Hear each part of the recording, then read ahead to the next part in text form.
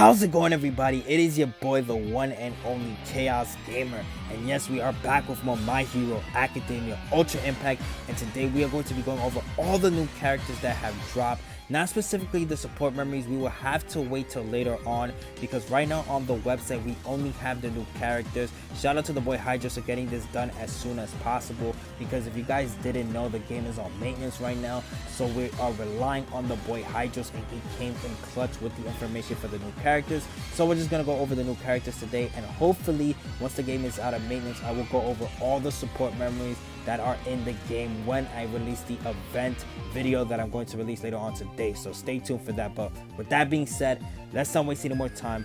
Let's blow this shit right up, and ladies and gentlemen, we will get started with the video. So we're going to be taking a look at our main Gaizo right here, which is going to be the Suneater, aka our boy Tamaki Amajiki. Hopefully I did say that right. I feel like I kind of said it wrong, but you guys be letting me know if when I say it right or wrong. So let's get started with the plus ultra skill, which, wow, it is very short.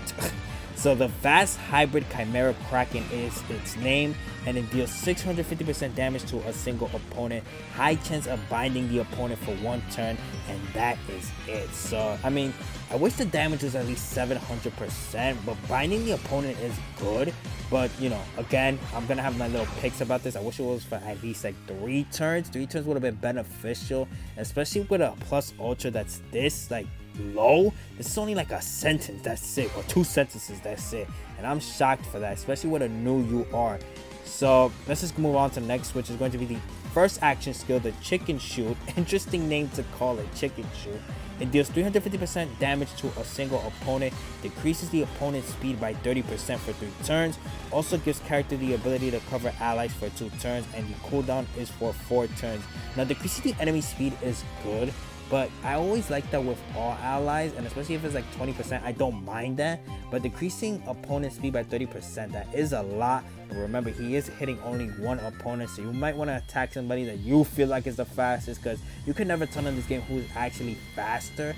It's always based on who uses the action skills more. That's how you know somebody's faster than you or not. But if you know somebody's giving like a speed boost, or they're boosting their own speed, like let's say for example World Hero Mission Midoriya, you can actually use this action skill and then just lower their speed, and then they're basically doing less damage. That's why I always hate units that give like speed, because if you have a character like Suneater who's lowering speed, you're gonna be doing less damage, and that sucks. That absolutely sucks. But if you guys don't know what covering allies means, let's actually take a look right here.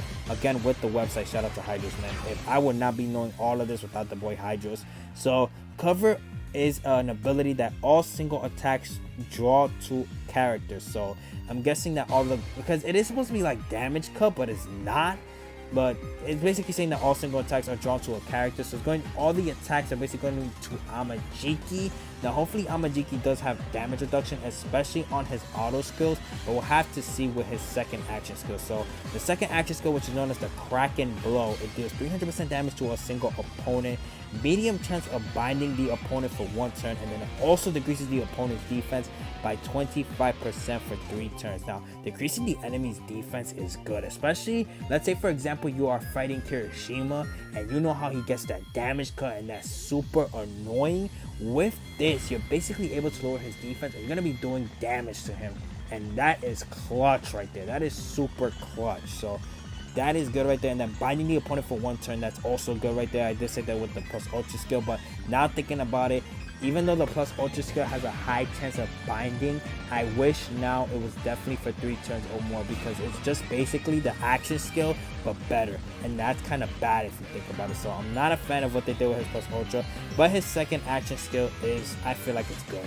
Now let's take a look at his auto skills. The first one, which is the Earnest Effort, so increases power of all yellow type allies by 25%. Okay, so I'm gonna tell you guys this right now.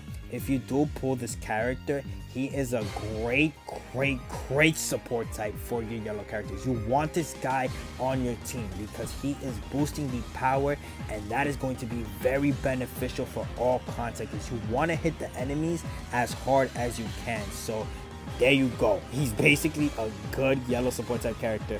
So let's take a look at his second auto skill, which is the Applicable Talent. Hopefully I said that right.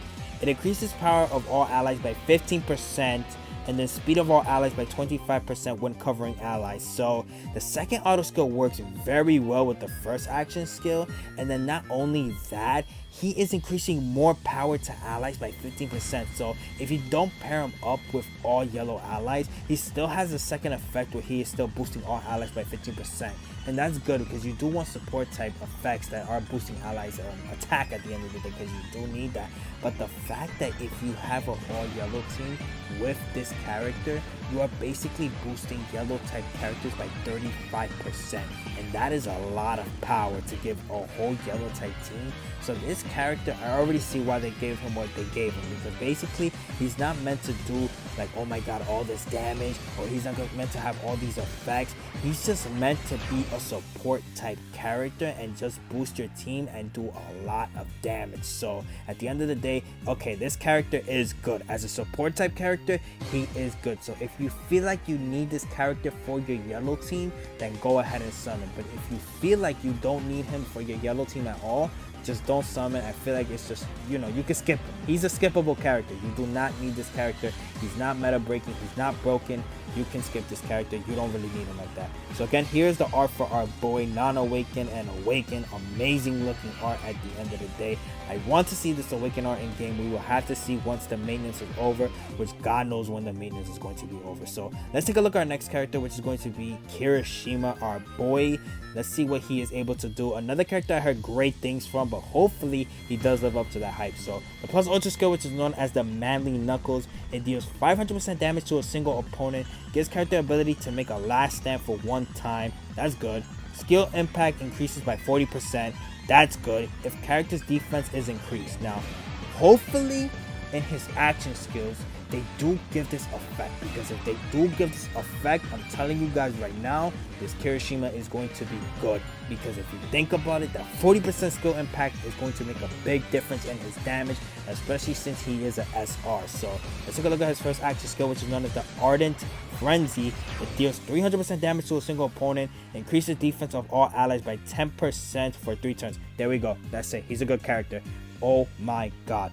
It just sucks that the defense percentage, I don't think it's that high. I wish it was at least 15%, but I felt like they probably thought, oh my god, that's too high for SR character. But wow, okay, he's basically increasing his damage by 40%. So instead of 300%, he's doing 350%. The same damage that our boy Suneater is doing, he is doing on his action skill. So the cooldown is 5 turns as well. Then we move on to the second action skill, which is the Heroic Blow. Look at this paragraph right here. Oh my god. It deals 250% damage to a single opponent, increases character's defense by 25% for 3 turns, cancels 1 status ailment of all allies, excluding characters. So they do specify that Kirishima is not going to be getting this. It is the rest of the team that is going to be getting this effect. Also increases power of all allies, excluding Kirishima again, by 30% for 3 turns if character is using a barrier. Now, okay, this is what's bad, because I wish he had that effect where he does give barrier. Maybe the auto skill does give the barrier. We have to wait and see. But I already like the fact that he is boosting allies attack by 30% just by using an auto skill. An action skill. And that is, this Kirishima is good. He is good. He is boosting his own defense by 25%, and then bam, he stacks that with the first action skill. That's already 35% defense increase, so he is not going to be taking damage. And then the second is that he's able to boost the power of all allies by 30%. 30% is nothing to laugh about. That's actually very good that they gave him that percentage, because they could have just cucked him and gave him like 20% or 10% like they did with this defensive boost of all allies. But no, they actually gave the boy 30%. Now let's take a look at the auto skill, which is I'll Be Your Shield, the first one. It gives character a barrier that nullifies 1 hit every turn. The max is 4 times, so at 4 turns, he's going to be getting this effect, and that's it. There we go. There we go. He is getting the barrier on his auto skill. This character is going to be a great SR to have, so I do suggest that if you do have this character and you do not have a good red type team, this is the perfect time to be building this character. Also, once per battle, increases character defense by 30% for 3 turns when HP is below 50%. Oh my god. another good effect. When your HP is lower than 50%, he's going to be tanking even more. So he's going to be almost impossible to die. That's what I'm reading so far from his kit. He's going to be impossible to kill. And that is amazing for a defense type like him. So now the second auto skill, which is You Will Not Take Me Down. It increases character speed by 25% when not using a barrier. Also gives character the ability to cover allies if character is using a barrier. So this character is also giving barrier as well, which is very good. Oh my god. This Kirishima, I actually love this SR. They have to make Ashido very good for me not to like this Kirishima, because right now I love this Kirishima. He is a very, very good defensive character. And again, this is the character's art if you haven't seen it yet. I like his art. Very simplistic, but very, very cool. I love the art. Now, let's take a look at the final character of this, which is going to be the Ashido. But before we do, I do want to reload the screen one more time. Okay, we do have the support memories now. That is amazing. So now we get to take a look at the brand new support memories and see whether or not are they going to be good or bad. So again, shout out to the homie Hydos. Hydos, oh my god, I'm going to get my ass roasted for this. Hydros. So here's our final character, which is going to be Mina Ashiro. Let's take a look at her kit and see whether or not she's going to be good or bad. And I already don't like the fact that she has more of a sentence than our boy Suneater, and that is just saying a lot. So the first, which is going to be Acid Break, it deals 500% damage to a single opponent, decreases the opponent's defense by 10% for 3 turns, and it also has a medium chance of canceling 2 of the opponent's temporary buffs, and that I like. Okay, I like that plus ultra, because basically you're gonna get rid of like their speed buff, or let's say their attack buff or their damage cut. Those are all considered buffs. So the fact that she is able to do that on her plus ultra, that is already good. So let's take a look at her first action skill, which is known as Acid Break. It deals 250% damage to a single opponent, decreases the opponent's power by 30% for 3 turns, and it also has a medium chance of canceling one of the opponent's temporary buff, and the cooldown is for 4 turns. Okay, I do like the fact that she is decreasing the opponent's power by 30%. So you're going to be taking less damage. That is very good right there. And then the fact that she's able to cancel one of the opponent's temporary buffs, that's also very good right there. So that's a good action skill right there. Not bad. Just don't like the damage. But besides that, she has very good effects. So let's take a look at her second action skill, which is Ready to Go. It increases character speed by 30% for 3 turns. Okay. Increases character's plus ultra gauge by 25%. Okay. Also shortens action skill cooldown of all allies excluding self by 1, and the cooldown is 6 turns. So this is our second character that is able to reduce skill cooldown, and that again, I mean, I'm not a fan that it's by 1. I wish it was by 2, but that, okay, that is good right there. Oh my god. And the cooldown again is 6 turns. Okay, I see how it is. Now the first auto skill, which is known as Light and Agile, when a wave starts, increases character speed by 30% for 3 turns and decreases a single opponent's speed by 25% for 3 turns.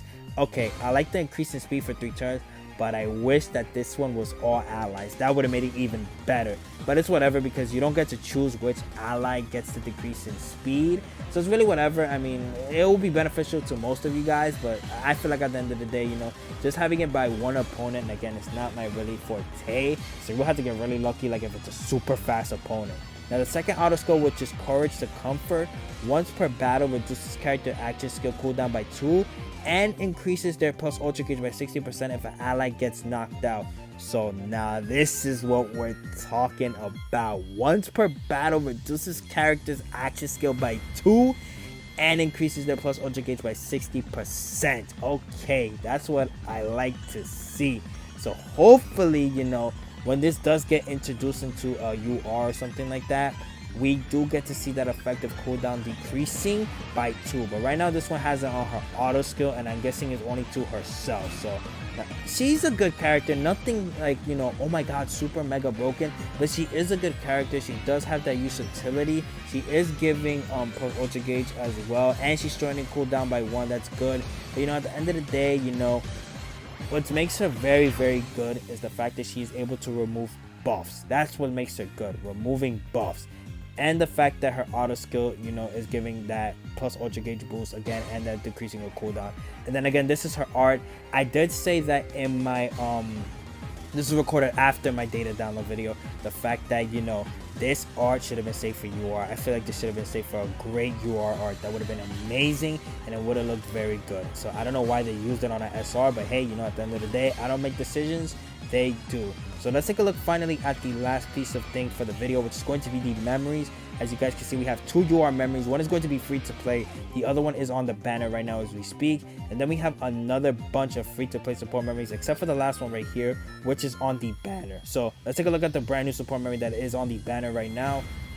Can we see it or no? Okay, yes, we can see it. So yes, sir, that is the first one, which increases characters match HP by 40% when equipped by a yellow type character.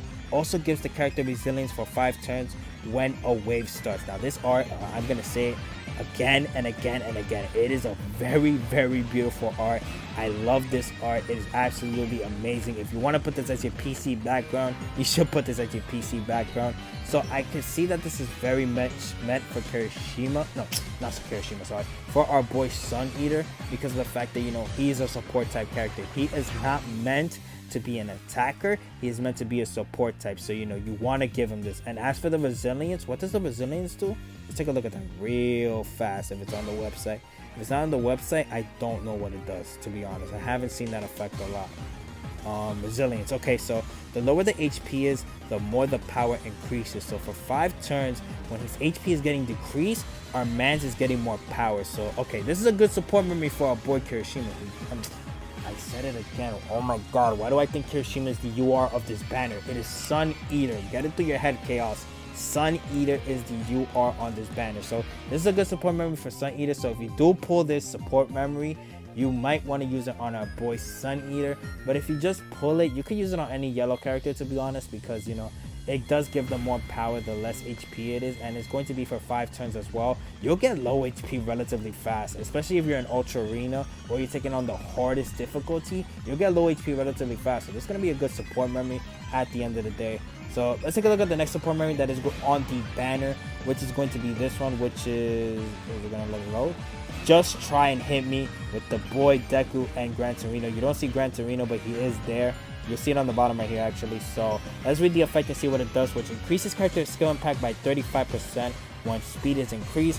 Also increases character speed by 25% for 3 turns when the wave starts. So this support memory is good. I do love the fact that it's increasing skill impact by 35%. But the kind of drawback, it is easy to activate this, is when the speed is activated, because the reason why it is easy is because of the fact that this support memory increases speed, so it's already doing your job for you. Actually, never mind, the support memory is very good, so you're basically already getting the speed, so you're going to be able to get the 35% in skill impact. I love when they make support memories like this, where it's just free and easy to get, and you don't need any character specific abilities to do so. It's just right there. So good support memory. If you do pull the support memory, you are having a great support memory to have on your characters. You could literally equip this to any character, and it is an amazing support memory. Now let's take a look at the next one, which is the let's take a look at the UR one, which is about your quirk. So it increases characters critical hit skill impact by 40%. Also increases character critical hit rate by 15%. Okay, this is a good support memory right here, because basically critical hit is so clutch, especially if the characters do have damage cuts. So you do want this support memory, a very good support memory. This should be the free to play support memory that is coming out in the USJ shop. Yes, it is coming out in the USJ shop. So it is going to be a clutch support memory that you guys should grind for once it is out in the USJ shop. So be sure to get it and be sure to grind for it if you don't think you're gonna have enough when it drops. So let's take a look at the next support memory, which is going to be our boy Mineta. Shout out to Mineta the God. I don't think it has it. Does it have it yet? Okay, this one is not in the information yet. It's just here. Okay, so we don't have that one yet. What about this one? Okay, I'm assuming this one as well. All right, so let's take a look at the other one then. Can we look at this one? It should be here. Not even this one? Oh god. So okay, so the last 3 support memories haven't been updated yet. So the free to play one, we could just look at it when it drops in the event, and once I get it, I'll read the effects so you guys can get it. But the other 2 we'll have to wait and see until it gets updated, or once it releases in the game, because most likely I'm not going to record another video about these 2. until they actually drop. So with that, that's gonna be the end of today's video. I hope you guys enjoy. Be sure to like and comment if you want to. You don't have to, but it's always greatly appreciated. Also subscribe. Let me know if you guys are actually going to be summoning for the boy Suneater or not. I'm not gonna lie, Suneater is a very good support type, but if I had to choose between Suneater and getting Kirishima, I would want Kirishima way more than the Suneater, but that is my personal opinion. But with that, I'll see ya when I see ya. Peace.